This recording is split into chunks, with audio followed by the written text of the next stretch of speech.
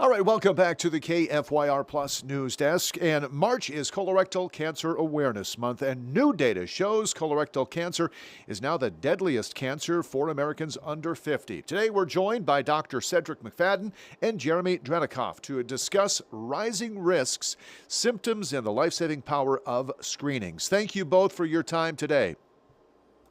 Hey, good morning. Thank you, Jay. Thank you, Jay. Dr. McFadden, we're seeing colorectal cancer rise sharply in adults under 50. What's driving this increase?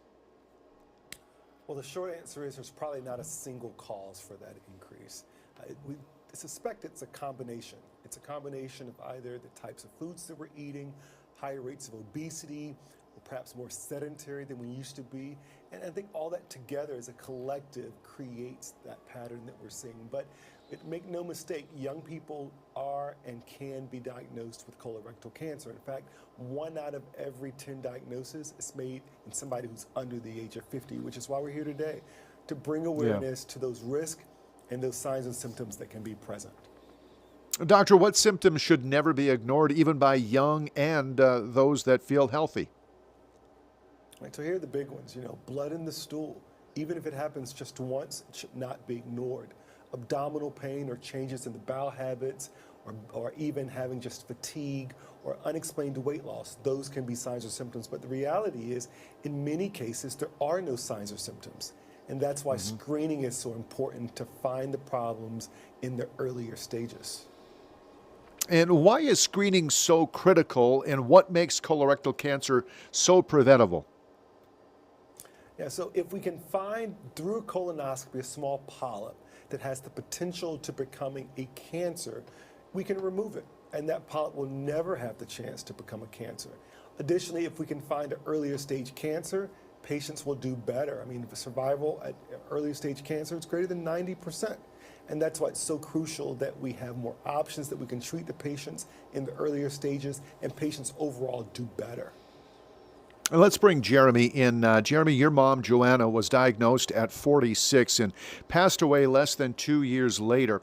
What do you wish more people understood about how quickly colorectal cancer can change a family's life?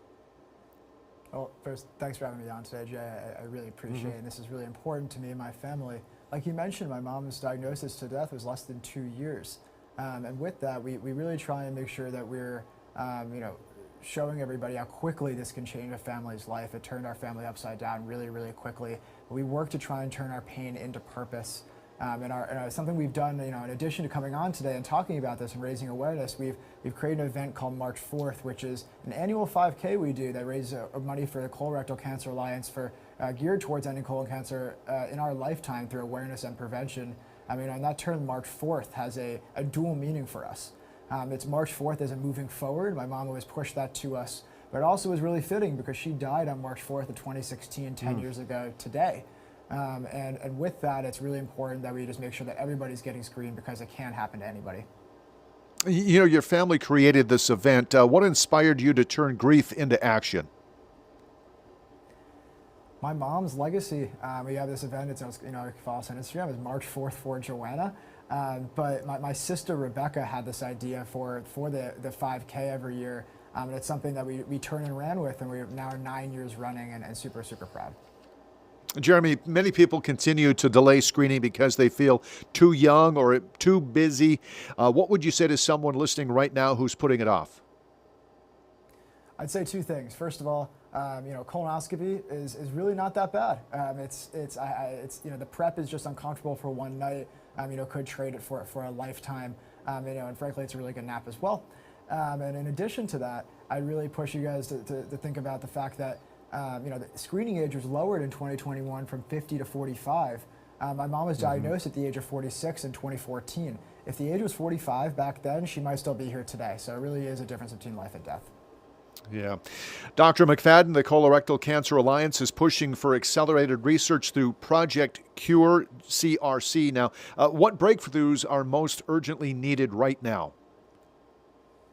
Well, the primary goal of Project Cure CRC, or colorectal cancer, is aimed at just increasing access to personalized care to improve the outcomes of our patients. And that makes a big difference. Whether you're diagnosed with stage 1 or stage 4 cancer. It makes a difference in that care if it's not sort of a one-size-fits-all approach. And so that's the purpose of that Project Cure CRC.